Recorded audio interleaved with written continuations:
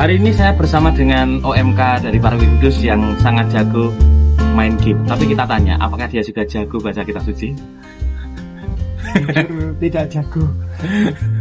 Sering baca kitab suci Pak ini? Belum rutin. Pak Thomas? Baca kalau tugas. Baca kalau tugas. Menarik bahwa kitab suci itu terkadang diabaikan ya. Tapi kalau kita mau setia membaca firman Tuhan, hidup kita pasti akan pelan-pelan diubahkan. Karena di dalam firman Tuhan itu ada banyak hal yang membuat kita kadang merasa dikritik, kadang kita merasa dihibur, kadang kita ditumbuhkan harapannya. Ada banyak hal. Maka pengalaman-pengalaman iman bersama Tuhan, saya pikir layak untuk kita gali. Hai umat kudus pilihan Allah, selamat memasuki bulan Kitab Suci Nasional atau BKSN.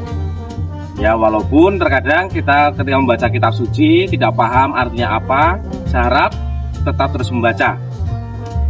Memang ada sebagian umat yang membaca kitab suci, wah sulit, tebal bukunya, bahasanya aneh. Kenapa sih bisa seperti itu?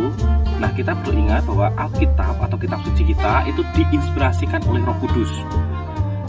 Roh Kudus menginspirasikan kepada penulis suci. Nah, ketika menuliskan itu, para penulis suci ini tidak didikte, tetapi menggunakan seluruh kehidupan yang mereka miliki. Jadi kalau misalkan ada orang Yahudi yang menulis tentang Yesus, misalkan Matius, ya sudut pandangnya pasti budaya Yahudi. Begitu juga dengan ketika di kitab-kitab Deuterokanonika ditulis kok nuansanya kok seperti nuansa penjajahan Yunani. Ya karena pada waktu itu Yunani sedang menguasai daerah itu. Jadi dia menulis menggunakan gaya-gaya seperti itu, menggunakan sejarah yang mereka hidupi, kebudayaan yang mereka hidupi.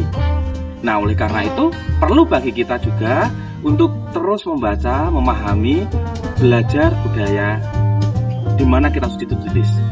Tapi itu bukan satu-satunya cara. Ingat, kita mengenal Lectio Divina.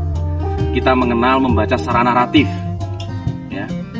Kita mengenal membaca Alkitab dengan metode-metode lain, dan itu sangat membantu.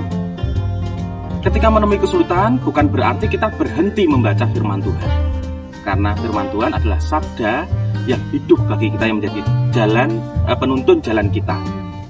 Maka saya harap kita semua jangan berhenti untuk membaca firman Tuhan, mempelajari firman Tuhan. Apapun metodenya bisa digunakan. Coba besok pas pertemuan BKSN bisa gunakan Lectio Divina. Mungkin beberapa waktu kemudian kita bisa menggunakan membaca secara naratif dan sebagainya. Selamat merenungkan firman Tuhan di bulan Kitab Suci Nasional ini.